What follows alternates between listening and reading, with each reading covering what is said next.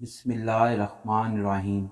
शुरू अल्लाह के नाम से जो बड़ा मेहरबान नहायत रहम वाला है। अस्सलाम वालेकुम।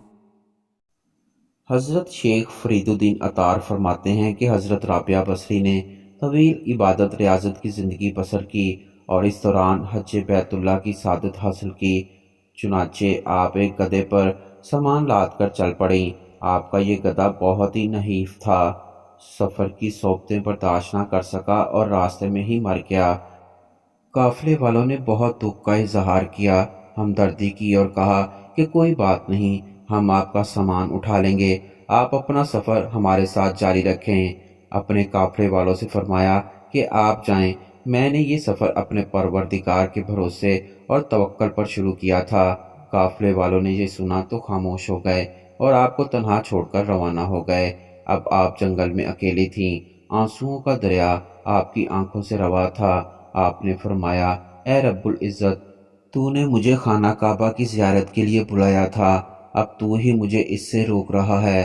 रास्ते में मेरे गधे को मार डाला और मुझको जंगल में तन्हा छोड़ दिया। ए रब्बुल आलमीन, मैं कमज़ोर हूँ, तेरे दीदार की प्यासी हूँ, मुझ पर अपना फजलो करम कर। अभी आप दुआ में मसरूफ़ थीं कि गधा उठकर खड़ा हुआ।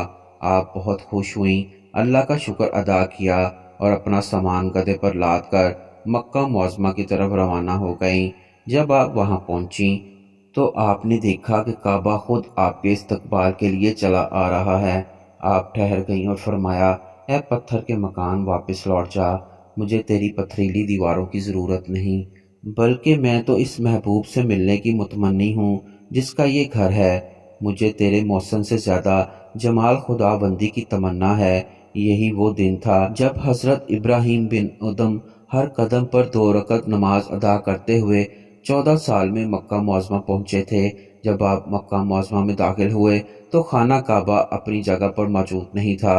आपने ख्याल किया कि शायद मेरी बिसारत ज़ायल हो गई है, शायद मेरी इबादत रियाजत ज़ाया हो गई है। लेकिन इस वक्त गैब से एक निदा आई कि ए इब्राहीम, तुम्हारी बिसारत ज़ायल हुई है, ना तुम्हारी रियाजत ज़ाया हुई है, बल्कि असल हकीकत यह है कि खाना काबा वाकई अपनी जगह पर मौजूद नहीं, क्योंकि वो एक ज़ईफ़ा के इस्तकबाल के लिए गया हुआ है। हज़रत इब्राहीम उदम ने जब ये सुना तो आप पर रकत तारी हो गई और रोते हुए पूछा, ए अल्लाह, वो काबिल एहतराम कौन है? जवाब मिला, सामने देख। आपने देखा कि हज़रत राबिया बसरी लाठी के सहारे चली आ रही हैं और खाना काबा भी अपने मुकाम पर वापस आ चुका है। फिर आप दोनों ने हज अदा किया।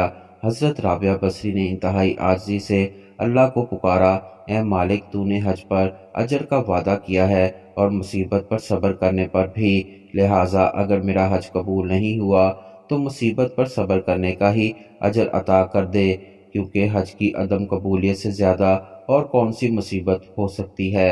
हज से फारिग होकर हज़रत राबिया बसरी वापस तशरीफ़ लाईं और इबादत रियाजत में मशगूल हो गईं।